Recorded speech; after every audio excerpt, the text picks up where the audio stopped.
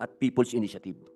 Ang nais ko lamang pong linawin, mahal na Ginoong Pangulo, na wala pong masama sa People's Initiative. Wala. Yan po ay kasama sa konstitusyon at yan po ay pinalalakas. Katulad po ng sinabi ni Senator Bato de la Rosa, ito po ay esensya ng ating demokrasya. Ang nagkakaroon lamang po ng hindi naaayon sa saligang batas na pero doon sa Article 6, Section 21, kung hindi po ako nagkakamali, in time of war, malinaw po doon na ang Senado at ang House ay meron silang magkasamang pagpupulong at sila ay boboto separately. Napakalinaw po nun. Hindi lang po natin maintindihan kung bakit nagkaroon ng People's Initiative na ipinipilit ang voting jointly. Ang pag-uusapan natin ay saligang batas. Because of the people. And we will continue to push for the uplifting of the life of every Filipino. In the event that our people would come to truly believe that it is only through their own efforts that they can rewrite the letters of the Constitution to a form and content that they think embodies their ideals, I am sure that the Senate will be the first to support. However, the Senate will also be the first to condemn if the right to people's initiative is being bastardized by enterprising politicians. The Senate will not allow and will therefore condemn any form of threat, coercion, or bribery that compromises the future of our country and our people. I call on the persons behind this deceptive and fraudulent people's initiative. Make amends, not to our Constitution, but to the people, our people, whom you have maliciously enticed to unknowingly sell their... Nung Pangulo, ako po, habang nakikinig ako sa ating kasamahan dito sa Senado, hindi ko mapigil kung hindi mapukaw yung silakbo ng aking dugo sapagkat binabanggit ng ating kasamahan yung pananamantala. Gaano ho ba kabigat yung ginagawang pananamantala na ating nararanasan sa ngayon, Ginoong Pangulo, na isang Pilipino, idadanggel mo yung salapi mula sa DSWD, yung pangako na ikaw ay pipirma kapalit ang ayuda ng pamahalaan, yung pangako na pipirma ka lang, makakasama ka na sa mabibigyan ng biyaya ng mga politiko. Kapalit ang iyong pirma. Ito ba yung insulto, Mr. President? Ito ba yung insulto sa iyo, Mr. President? Ito ba yung insulto sa ating institusyon sapagkat ang bawat isa na nagluklok sa atin bilang senador ng Republika ng Pilipinas, nung tayo po ay binoto bilang kinatawan nila as national leaders, Mr. President. Not as district representatives, not as party list representatives, but national leaders. Is this an insult, Mr. President? Is this disenfranchisement, Mr. President? Disenfranchisement of the very sacred right of every Filipino, the right to suffrage, Mr. President. May we know the thoughts of the gentleman from Davao, Mr. President? Well, Mr. President, sa simula pa lang, talagang nakikita na natin na yung layunin nito ay iba, Mr. President. Because nobody dares to admit that they are the ones behind this so-called People's Initiative. Walang umaangkin. Pero sa Bisaya to, Mr. President, ako'y natingala. Ako'y nagtataka. Bakit merong lumabas na timeline na nakaprogram na doon kung anong mga courses of action, anong mangyayari in the next coming days. Pero hanggang ngayon na ayaw nilang aminin na sino talaga ang nasa likuran nito.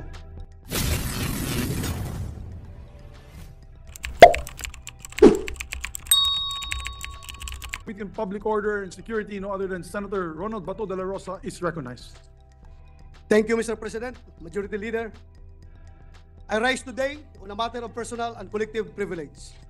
Ginoong Pangulo, simula po nung nakamit natin ang ating kalayaan, 8 bersyon ng konstitusyon ang umiral sa ating bansa.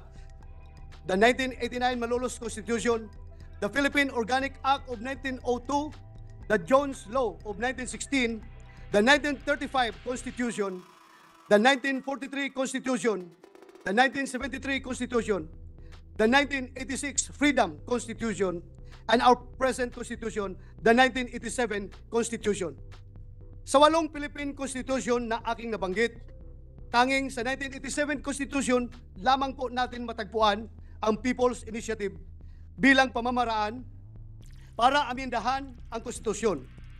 Isa po ang People's Initiative sa mga probisyon na nagbibigay ng kapangyarihan sa mamamayan na magpasimuno ng reforma sa pamahalaan. In the words of Justice Panganiban in his separate opinion in the case of Miriam Defensor Santiago versus Comelec, and I quote, "Initiative like referendum and recall is a new and treasured feature of the Filipino constitutional system. All three are institutionalized legacies of the world-admired EDSA people power. Like elections and plebiscites, they are hallowed expressions of popular sovereignty. They are sacred democratic rights of our people to be used as their final weapons against political excesses, opportunism, inaction, oppression, and misgovernance, as well as their preserved instruments to exact transparency, accountability, and faithfulness from their chosen leaders." End of quote. I repeat, Mr. President, it is a sacred democratic right of our people to be used as their final weapons against political excesses, opportunism, inaction, oppression, and misgovernance. Ito po ang isa sa purposes ng People's Initiative as envisioned by the framers of the 1987 Constitution.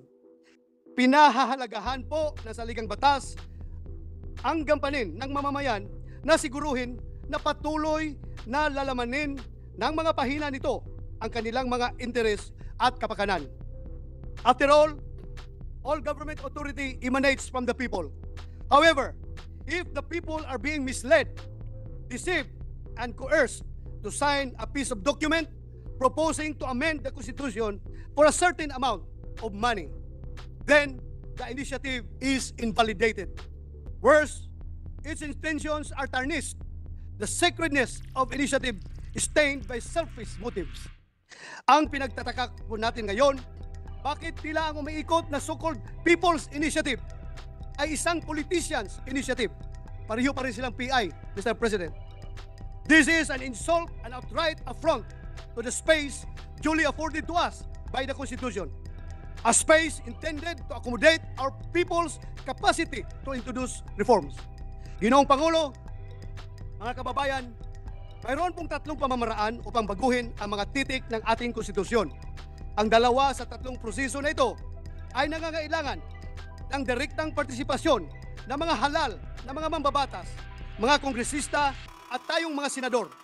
Nag-iisa po ang pamamaraan na nakareserba para sa taong bayan para amendahan ang saligang batas. Ito po ang tinatawag natin na People's Initiative. Bakit po kaya hindi gamitin ng mga politician na nagsusulong na Politicians Initiative ang dalawang pamamaraan na nasa konstitusyon kung gusto nilang baguhin ang ating saligang batas? Bakit hindi pa sapat sa ilang mga mambabatas na mapagkalooban ng dalawang pagpipilian para baguhin ang konstitusyon? Kailangan ba na pati ang direktang inilaan para sa ating mga mamamayan ay kukunin at gagamitin ng mga gahamang politiko? Tila, Ginoong Pangulo, sa pagdaan ng mga araw, mas maraming katanungan pa ang nadadagdag kaysa mga kasagutan sa Politicians Initiative. Pero isa po ang nabigyang linaw. Mayroong mga kumikilos upang manlinlang ng ating mamamayan. Mga individual at mga grupo na tila ang tingin lamang sa pamahalaan ay isang negosyo na pwedeng pagkakitaan. Handa silang mamuhunan sa pagbili ng mga pirma o lagda. Napakadali lamang, lalo na kung hindi naman kinabukasan ng bayan ang kanilang turing dito, kundi isang tseke na maaari nilang ipalit sa salapi pagdating ng panahon. Nakalulungkot na ang pinagsamantalahan ay siyang mga kababayan natin mga walang-wala sa buhay. Sila na ang mga nagdarahop at naghihikahos. Silang mga nagugutom at walang hanap buhay. May mga pagkakataon na ilan sa ating mga kababayan na pumirma sa kadudang-dudang People's Initiative ay wala ng ibang makakapitan kundi patalim. Kapalit ng munting halaga ay pagsangla ng kaluluwa. Nakagagalit na silang mga vulnerable ang palaging target ng panlilinlang na mga politikong may mga pansariling motibo.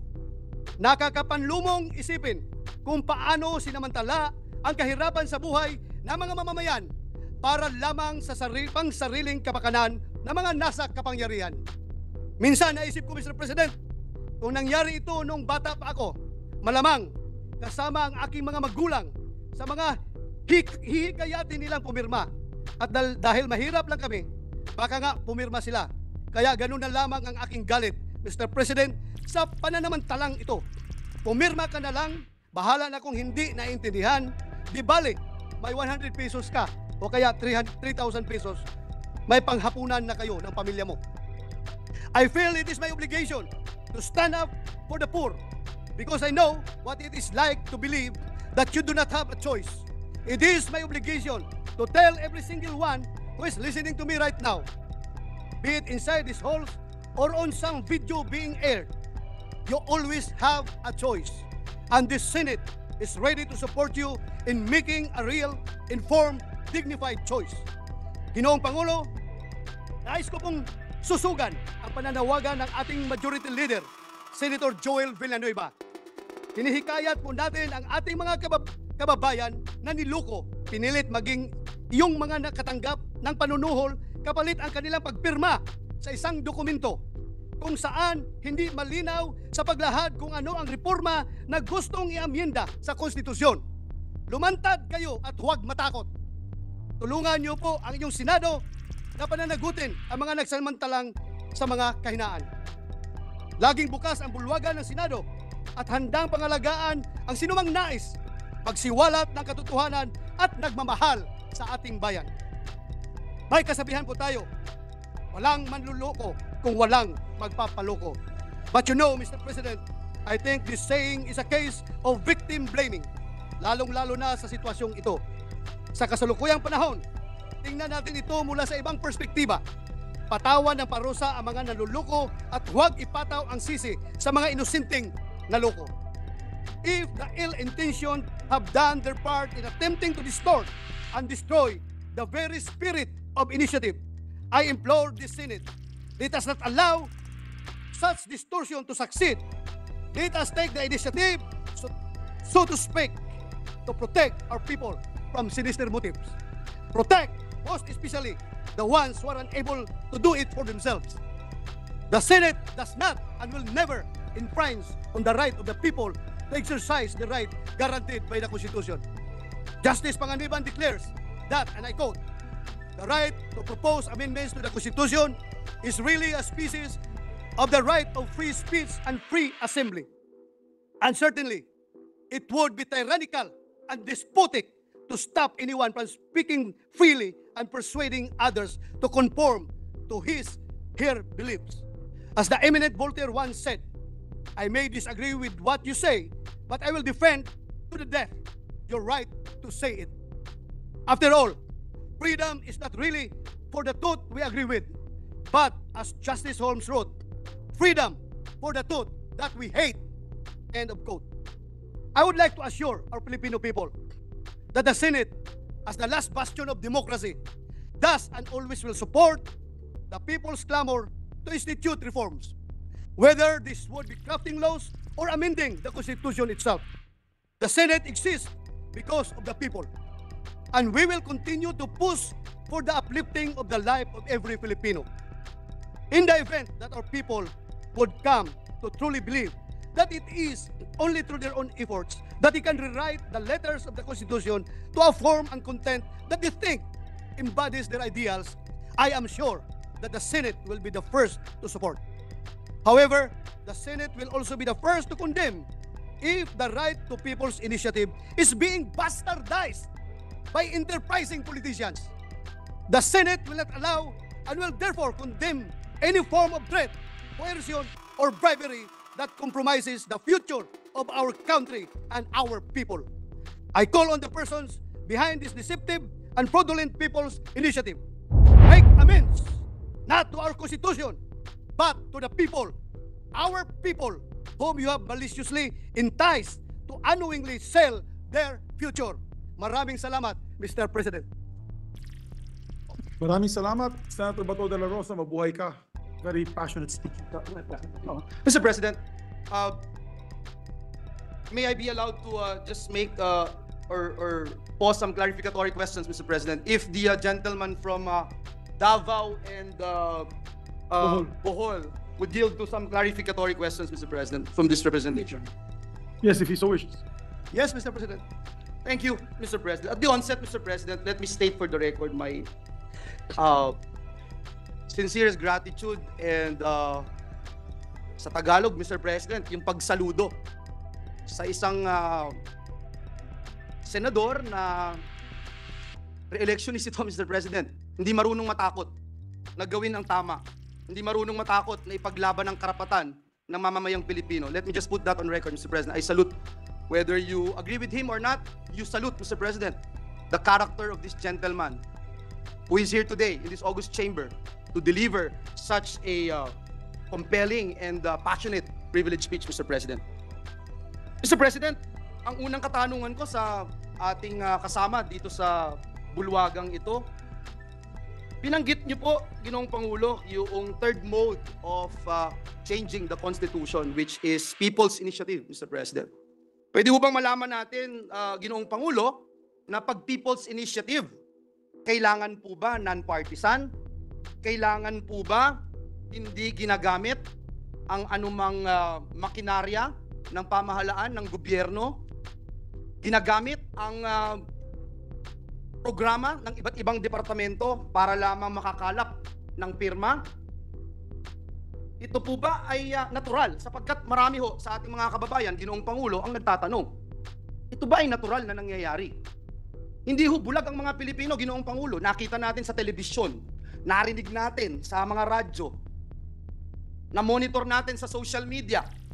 Isang kababayan natin, kaya ho ako'y bilib na bilib sa ating kasamahan dito sapagkat inilagay niya yung kanyang sarili doon sa mga taong binanggit niya na parang nagkakapit patalim na lamang, Ginoong Pangulo, sapagkat tama po ba natatanggap ka ng ayuda mula sa pamahalaan, programa ng pamahalaan, pero kailangan mong pumirma sa isang dokumentong hindi mo naiintindihan? Ito po ba'y natural? Ito po ba ay People's Initiative, Mr. President, Ginoong Pangulo?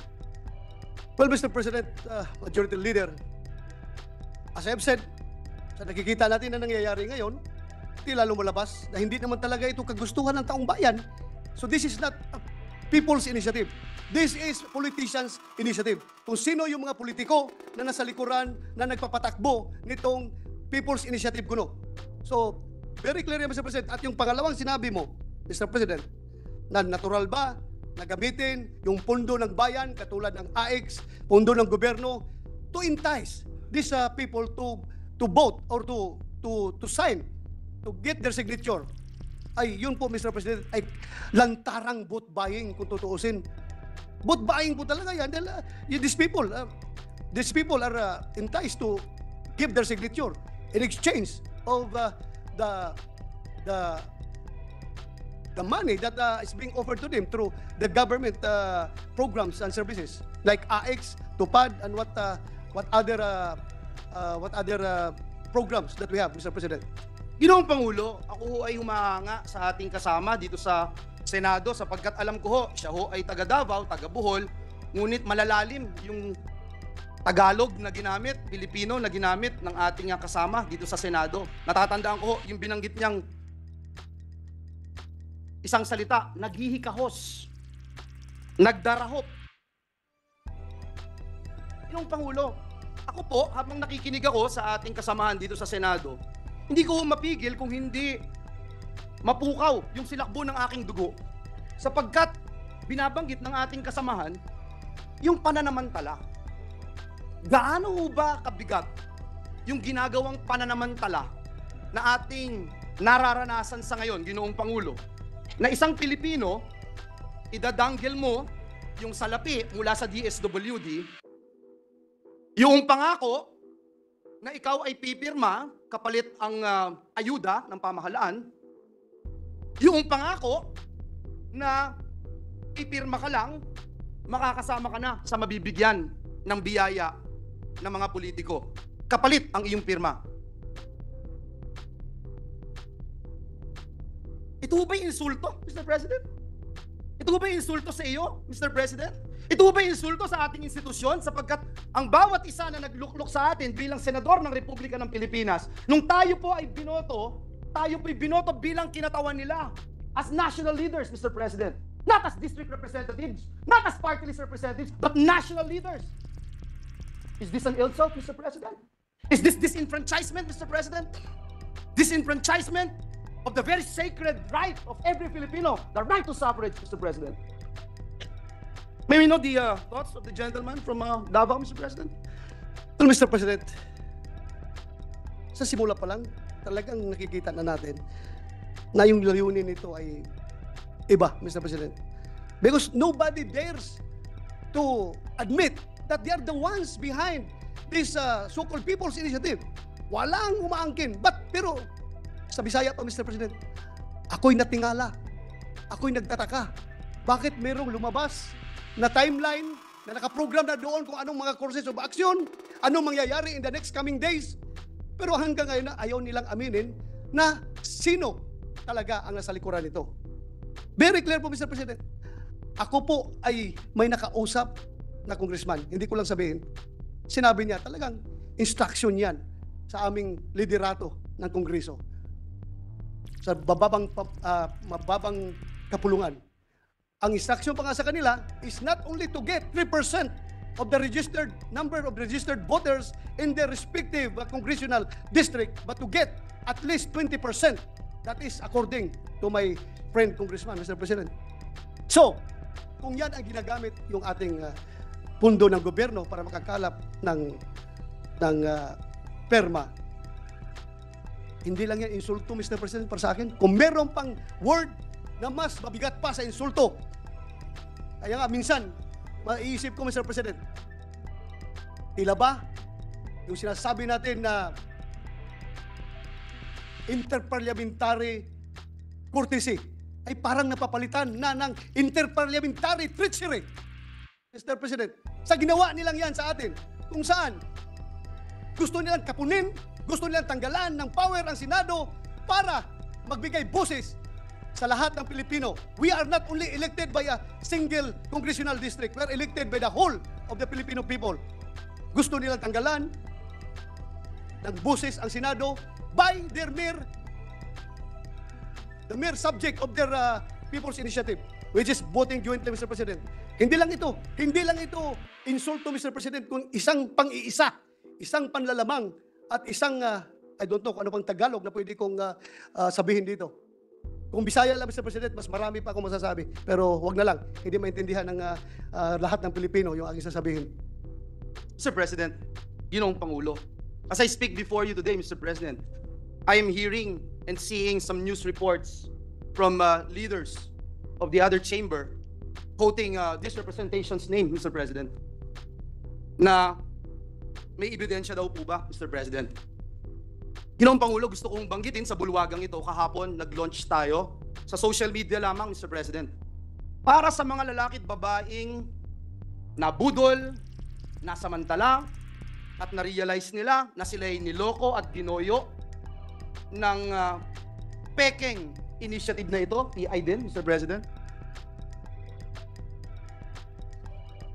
After 24 hours, Mr. President, libo-libong complaints, picture ng text messages, picture ng mga aktibidades, Mr. President, ang ating nakalap. 90%, Ginoong Pangulo, 90% ng mga nagre-reklamo, sinasabi ang pangalan ng kongresista, pangalan ng mga staff ng kongresista, pangalan ng mga chiefs of staff ng kongresista. Mr. President, nagkataon lang ho ba ito? Nagkataon lang ho ba ito, Mr. President? Ang tanong ko. Sa tingin niyo po, Ginoong Pangulo, kayo po na nagsabi na meron din po kayong nakausap na ilang kongresista, meron din po ako. Alam niyo, Ginoong Pangulo, napakasakit po para sa akin magsalita ng ganito dahil galing po tayo sa House of Representatives. Kayo, Ginoong Pangulo, Senator Risa, Senator Sani, Senator JB, Senator Win, Senator Mark, lahat po tayo galing ng House of Representatives. Ako po, Ginoong Pangulo, wala akong Joel Villanueva kung walang House of Representatives. Lahat po ng natutunan ko, paano ako makakapag-contribute for nation building, natutunan ko sa House of Representatives. Kaya masakit po sa akin, Ginoong Pangulo, ang makita 90% ng reklamo, House of Representatives. Nagkataon ho ba ito, Ginoong Pangulo? Pagsasalita na po ako, yung alam ko ho, personal, hindi lang yung sinumbong sa akin na sinasabi kong 90%. Sa aking lalawigan, ito yung pinakamasakit. Lalawigang tinubuan ko, Mr. President. 20 taon mahigit ang hinintay bago nagkaroon ng representante ang dakilang lalawigan ng Bulacan dito sa bulwagang ito. Tapos may ganito, Mr. President. Nakausap ko yung mga konsehal, nakausap ko yung mga kapitan, nakausap ko pati TODA, Mr. President, na ginamit ng mga kongresista doon. Doon nga po sa Hagunoy, pinapirma sila. Sa Hagunoy, Bulacan, hindi alam kung ano yung pinipirmahan. Meron pang iba, sabi, online game lang. Nanalo kang 300 pesos, i-Gcash sa'yo. Bigay mo lang yung telepono mo. Nandito po. At hindi kagaya noong mga nagpalabas ng TV ad at nagpupush ng peking inisyatibo na ito, hindi nila mapinpoint kung sino sila. Handa po ako ibigay ito. Handa akong sabihin kung sino itong mga ito. Ipakita itong mga ebidensya na ito, Mr. President. I'm just wondering, Mr. President, bakit ganito? Nakita ko po si Senator Cynthia Villar, galing din po sa House of Representatives. Bakit ganito, Ginoong Pangulo? Hindi ho ba pagpapalit ng kalye, pangalan ng kalye dito sa Pilipinas, pag pinapalitan po ang kalye, pangalan ng kalye, Ginoong Pangulo, matanong ko po ang ating distinguished colleague, pag pinapalitan po ba ang kalye, pangalan ng kalye dito sa Pilipinas, pagkatapos po bang maipasa sa House of Representatives, batas na po ito, palitan na ang kalye? Hindi pa, Ginoong Pangulo. May Senado pa. Dadaan pa yan sa Senado.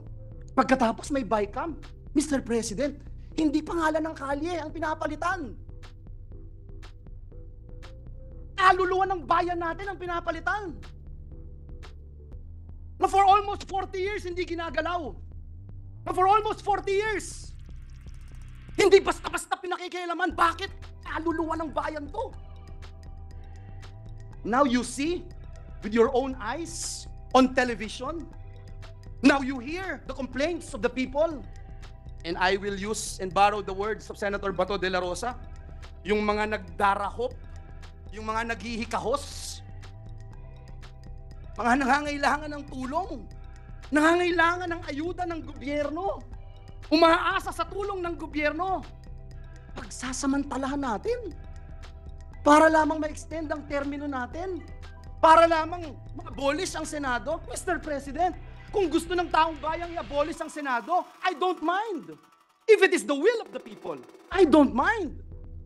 Ano mang klaseng gusto ng ating mga kababayan, dalhin man ang ating bayan sa kangkungan, dalhin man ang ating bayan sa impyerno, kung yan ang gusto ng taong bayan, susunod tayo. Re-respetuhin natin. Pero Mr. President,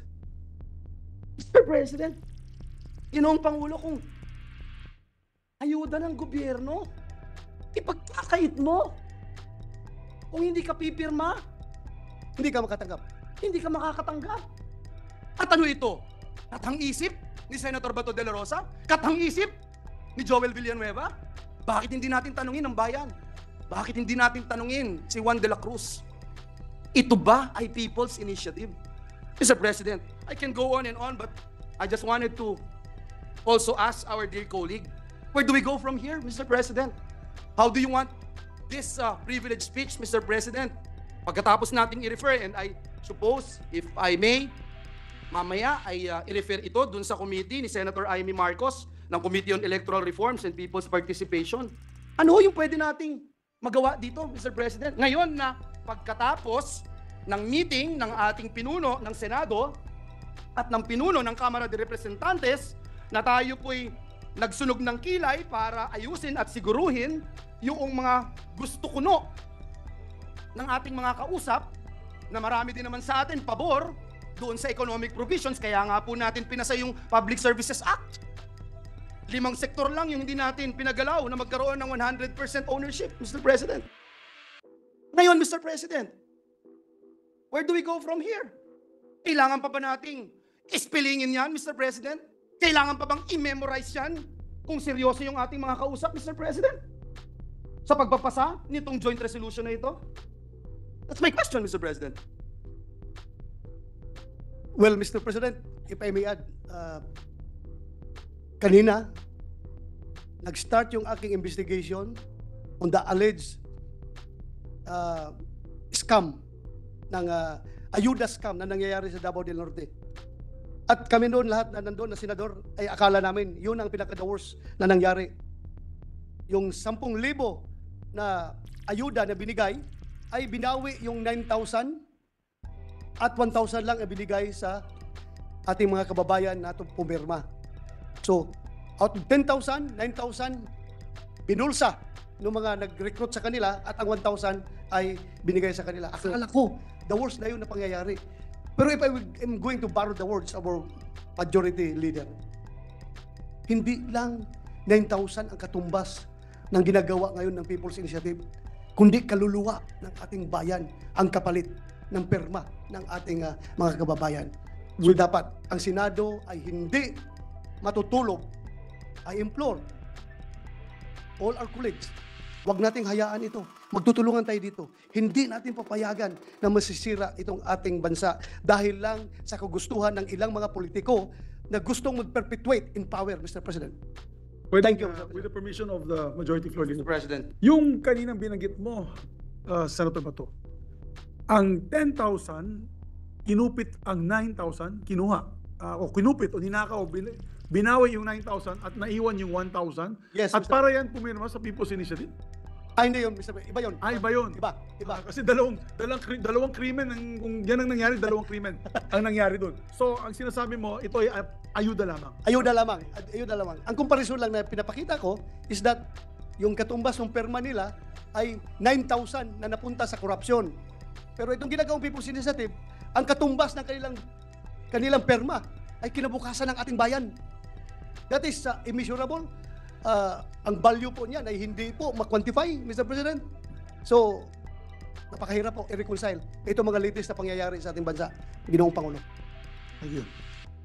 Mr. President, may I also ask the gentleman from Davao and Bohol, where do we go from here, Mr. President? May mga COMELEC officials na po sa ilang parte ng ating bansa, whether district or regional, na tumatanggap nitong mga peking pirma na pinagsamantalahan, pirma na nagoyo yung pumirma, Mr. President. Where do we go from here, Mr. President?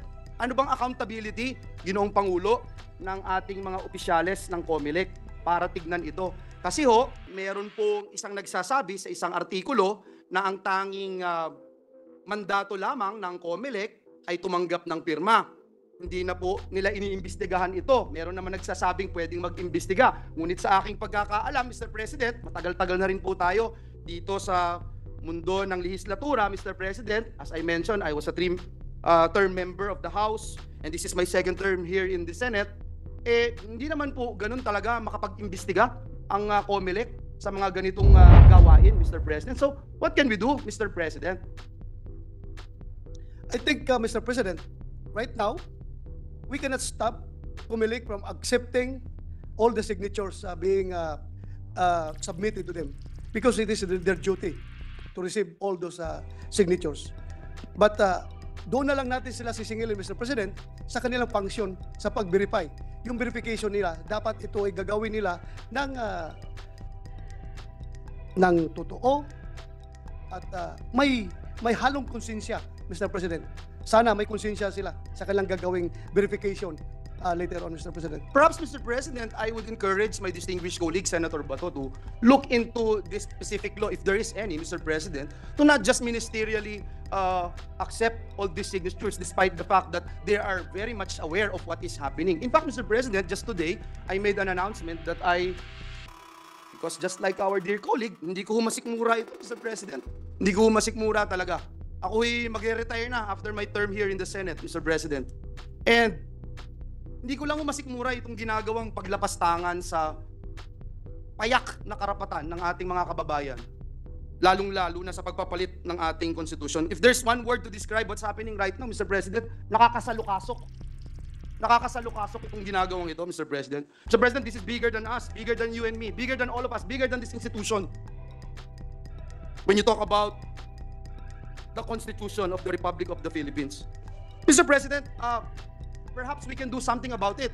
Kung alam natin na may problema, at gaya ng nabanggit ko, Mr. President, ako mismo ay willing na spearhead yung pong pagbawi ng pirma ng ating mga kababayan. Kaya sa mga nanonood po sa atin, live streaming sa Facebook o kung saan man, Inaanyayahan ko po kayo, gaya ng binanggit kanina ni Senator Bato, magsumbong po kayo. Aalalayan po namin kayo. All you need to do is magkaroon ho kayo ng affidavit. Gagawa ho namin kayo ng form. Punta lang ho kayo sa inyong lokal na COMELEC office sa inyong lugar. At sabihin ang nangyari at binabawi ninyo ang inyong pirma. Kasi ho ako, sa aking experience, Mr. President, doon ho sa aming lalawigan, lalo na sa aming distrito, nakakalungkot po yung nangyari sa aming distrito. Wala ho akong nakausap ni isa. Ako'y gagalangin ko ho, Mr. President, Senator Bato de la Rosa, gagalangin ko po yung aking kababayan na magsabi sa akin, gusto ko itong pagpapalit ng ating konstitusyon, o gusto kong revisahin, gusto kong tignan. Gusto kong i-review. Gusto kong magkaroon ng unicameral form of government. Gusto kong buwagin ng Senado. Gagalangin ko po eh. Actually, gagalangin ko po. Wala ho akong problema doon. Pero sa aming distrito, wala pa ho akong nakausap ni isa na naiintindihan yung kanyang pinirmahan. Ni isa na nagsabing pinapirma siya at in-explain kung ano nga ba itong People's Initiative na voting jointly ang Kamara at Senado. Na ang Speaker o ang Senate President, hindi and Mr. President, Speaker or Senate President may call to convene a Constituent Assembly. Wala ho akong narinig na ganun. Ulitin ko po, Mr. President, gagalangin ko kung yun ay bukal sa loob ng aking kababayan. Sino man po sila, nasaan man po sila. Pero ulitin ko po, sa aming distrito, wala pa ho akong nakausap. Well, Mr. President, the mere fact na ito'y ginawa nila while we are on break. Nasa Christmas vacation tayo, nagkakaroon sila ng blitzkrieg attack. Mr. President, how do you qualify that kind of situation? Ha? Naka-break tayo, bigla na lang, lumabas ito ngayon, at wala na. We're caught off guard. Are you saying there's bad faith, Mr. President? Well, I presume there is bad faith. Dahil pwede namang sabihin sa atin, prangkahin tayo, na gusto namin ito. Kung meron silang respeto sa atin, pwede naman lang sabihin na gusto namin ito, introduce namin ito, sa ayaw nyo sa gusto, we will go for it. Pero wag naman yung patalikod, Mr. President, na mabulaga na lang tayo habang tayo nasa vacation. Ganun na lang. What about the result of our caucus, Mr. President? Tayo ay nag-caucus, if you recall, Mr. President, para pag-usapan itong joint resolution na supposed to be ay ating tatalakayin ngayong mga panahon na ito, ngayong araw na ito, Mr. President. What do you think would happen to this, Mr. President, after knowing na parang may bad faith, Mr. President? Well, Mr. President, hanggang ngayon, ako po'y tuliro. Anong gagawin natin? So I leave it up to the leadership of the Senate at pag-usapan po natin yan para magkakaroon tayo ng united stand on this particular issue. I leave it up to I am a good soldier. I will follow our Senate President. Thank you, Mr. President. Diyan po nagwawakas ang aking maikling interpellation sa ating kasama dito sa Senado. Muli, taus-puso akong nagpapasalamat at sumasaludo sa ating kasama sa Senado, Senator Bato de la Rosa, na hindi natatakot banggitin ang katotohanan sapagkat ngayong araw na ito ginugunita natin ang Malolos Congress. At ang nakakatuwa po, Ginoong Pangulo, sa mga delegado ng Malolos Congress, mayroon po silang isang salita. Matatayuan natin ang paninindigan ng ating mga framers ng Malolos Congress. At gaya ng ating kasamahan dito sa Senado, Senator Bato de la Rosa, nais kong ilagay sa talaan ng bulwagang ito na hindi po tayo papasindak, na hindi po tayo titiklop sa anumang uri ng atake. Hindi lamang sa institusyong ito, hindi lamang sa ating mga sarili, kundi atake sa karapatan ng bawat mamamayang Pilipino. Maraming salamat, Ginoong Pangulo. Maraming salamat, Senator Bato de la Rosa. Maraming salamat, Majority Floor Leader. Mr. Hangang-hanga din po ako sa ating mahal na kaibigan, kababayan, taga Mindanao, Senator Bato de la Rosa. Is slowly becoming a statesman of the Senate. And he's no longer looking at local politics or petty issues. He's now taking up the challenges of our institution. And I salute him for that. Maraming salamat, sir. Mr. President, Senator Robin Hood Padilla is also seeking the floor. I move that he be recognized. Ang ating kapatid, Senator Robin Hood Padilla is recognized. Maraming salamat po, Ginoong Pangulo, at sa ating pinunong mayorya. Gusto ko lamang pong sundan ang napakagandang talumpati ni Senator Bato de la Rosa. Ganun din po ang iminungkahi at ibinato ng ating pinunong mayorya patungkol po sa People's Initiative. Bilang ako po ay chairman Committee ng Amendments and Revision, nais ko pong ipaalam sa inyo, Ginoong Pangulo, na ako po mismo ay may sarili ding People's Initiative. Yan po ay aking isinusulong at nais ko pong ipaalam sa lahat na wala pong sa konstitusyon natin, Article 17, napakaliwanag, na meron po talagang tatlong moda. At yan ng Constitutional Assembly, CONCON, at People's Initiative.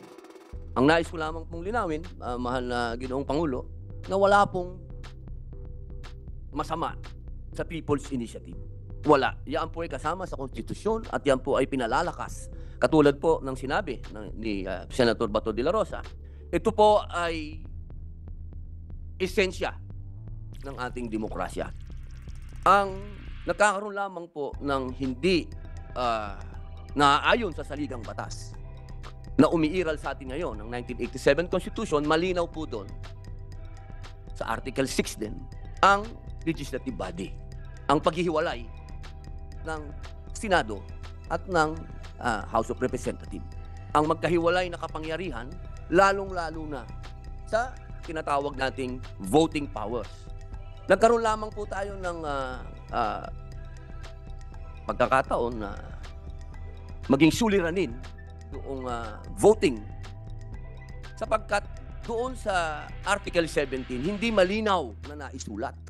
Pero doon sa Article 6, Section 21, kung hindi po ako nagkakamali, in time of war, malinaw po doon na ang Senado at ang House ay meron silang magkasamang pagpupulong at sila ay boboto separately.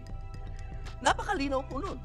Hindi lang po natin maintindihan kung bakit nagkaroon ng People's Initiative na ipinipilit ang voting jointly. Ang pag-uusapan natin ay saligang batas. Ito po ay talagang kailangan po natin pag-usapan ng mahaba kasama po ang malaking kapulungan, ang House. Hindi po ito para po sa akin pong ibinigay niyong komite, pinag-aralan ko po ito, ang ating konstitusyon. Ito pong voting jointly ay lumalabag sa artikulo ng legislative body sapagkat meron pong paghihiwalay ng kapangyarihan. At diyan pong kapangyarihan na yung voting, kasama po yan. At malinaw sa ating konstitusyon. Kaya mahal na Ginoong Pangulo, hayaan niyo po akong makapagpasalamat sa bumubuo ng ating Senado at inyo pong ipinaglalaban yung ating kapangyarihan na magkaroon ng voting separately. Sapagkat ito po ang sinasabi ng 1987 Constitution. At ang People's Initiative po ay ang pwede lang po natin gawin lamang ay amendment. Hindi po tayo pwedeng mag-revision ng konstitusyon na gagamitin ang People's Initiative. Sapagkat piecemeal lang ang pwede natin gawin. Amendment lang, hindi po revision. Kaya po sana maging malinaw po ito sa ating taong bayan na ang ating pong winawaksi dito ngayon sa ating bulwagan ng Senado ay yung sinasabing pagtatanggal ng kapangyarihan sa Senado.